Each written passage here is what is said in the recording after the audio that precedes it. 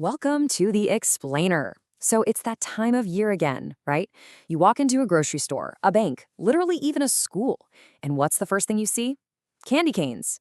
I mean, they're absolutely everywhere, just hanging on every possible surface. But today, we're putting this iconic red and white sweet under the microscope.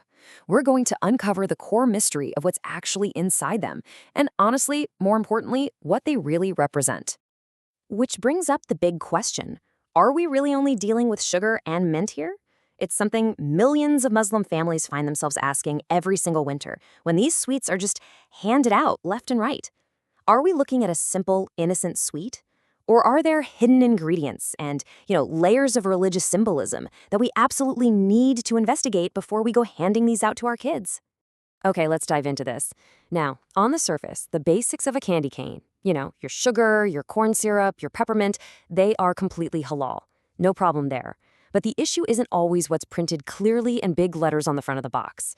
The real question lies in the manufacturing realities behind the scenes, things like gelatin, alcohol, and carmine. Let's unpack exactly why these three are such massive red flags.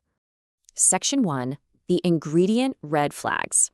Let's take a quick step-by-step look at what's going on here. So here are the three major ingredient traps that a sensitive, halal-conscious consumer really needs to watch out for when looking at a candy cane. Step 1 is gelatin, which, as we know, can be animal-derived. Step 2 is flavoring, which often uses alcohol carriers. And step 3 is coloring, specifically an ingredient known as E120, or carmine. Let's just break these down one by one, all right? Now, what's super interesting here is the distinction between hard and soft candies.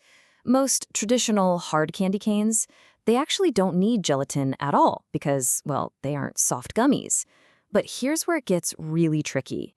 The market right now is absolutely flooded with novelty versions. If you pick up a candy cane that's filled or chewy or marshmallow-based or maybe chocolate-coated, there is a really high chance it contains gelatin or animal-derived emulsifiers. And obviously, if that gelatin comes from pork, it's strictly haram. And honestly, even if it's from another animal, if it wasn't slaughtered Islamically, it is still not acceptable. You've really got to read those novelty labels incredibly carefully. Moving right along to our second red flag. Flavoring traps. You might see natural flavor printed on the back of the box and think, great, I'm totally in the clear. But actually, a simple peppermint flavor extract is often produced using alcohol as a carrier. And if that alcohol remains in the final product in a quantity that just isn't excused by strict halal standards, it instantly becomes an item to avoid. So just seeing natural flavor on the label, it really isn't enough information for a cautious consumer to go on. And then, of course, we have those iconic red stripes. I mean, how do they get that incredibly bright red color? Well, sometimes it's just a standard artificial dye, which isn't really the main religious issue here. But very often, it's carmine, which is sometimes listed as E120. And if you didn't know, carmine is literally an insect-derived red dye. Because it comes from insects, it's considered highly doubtful according to many major halal standards. So again, a really vague artificial or natural color label can actually be hiding a pretty major dietary issue. Section 2, the deeper symbolism issue. Now we're moving into the realm of cultural participation. Because, you see, navigating this season isn't just about what's being ingested, it's fundamentally about identity. And this brilliantly illustrates the wider Islamic perspective. The source material highlights a really profound principle here. Islam asks where it comes from, how it is made, and what it leads to. Now, eating a sweet isn't automatically an act of worship, right? And a Muslim isn't sinful just because a piece of candy happens to be shaped like a walking stick. But Islamic dietary laws are explicitly designed to protect our identity and prevent the imitation of non-Islamic customs. It's really about taking a step back and looking at the big picture of what a simple piece of candy represents in broader society. Which brings us straight to these participation concerns. Let's be real. Candy cans are deeply, undeniably associated with Christmas. The real problem pops up when this sweet crosses the line from just a simple snack into a literal act of participation. If a candy cane is used as a tool for celebrating Christmas, if you're using them to decorate your home or your classroom, or if you're using them to teach children to admire non-Islamic religious symbols, well, the issue is no longer just about the ingredient list. It suddenly becomes an issue of imitation and actively joining in a religious celebration that is completely outside of Islam. Section 3. The Halal Radar verdict. Let's bring all of this together. Doubtful. So the crucial point is that the overall verdict for candy canes falls heavily into this gray area. Why doubtful? Well, because while a candy cane certainly can be halal by its base ingredients, there are just so many versions out there with unclear flavorings, possible animal-derived additives, and of course, that incredibly strong connection to a non-Islamic religious celebration. It's just not a straightforward yes or no for every single brand sitting on the shelf. Let's clarify the nuance here a bit, because as we know, context is absolutely everything.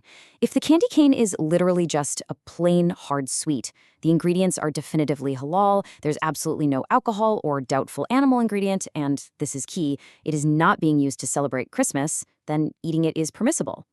However, if the ingredients are vague or unclear, or if the candy is being actively used as part of a Christmas celebration, especially if giving it to kids normalizes outside religious customs, then a Muslim should absolutely avoid it entirely. Section 4. Moving forward with certainty. Let's get into some actionable advice. Now, hey, if you recently ate a plain candy cane and found out it was literally just sugar and halal peppermint, do not panic. The whole goal of this explainer is to equip you with knowledge, not anxiety. So here's your action plan to confidently navigate the holiday season while strictly adhering to halal standards. First, check those labels carefully every single time. Second, completely avoid anything containing gelatin, alcohol-based flavorings, carmine, or any of those vague animal byproducts. Third, please do not use candy canes as Christmas decorations around your home or your office. And finally, do not use them as religious gifts. If you just stick to these steps, you'll pretty much remove the guesswork from the grocery aisle entirely. I think this is an incredibly empowering message, especially from Muslim parents who are trying to raise kids in a diverse society.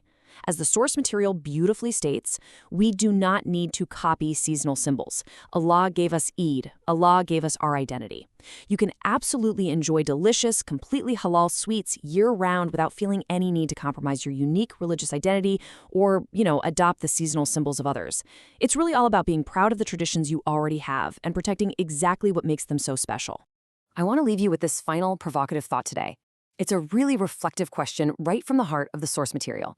Will you leave doubtful matters for His sake to be replaced by what is pure?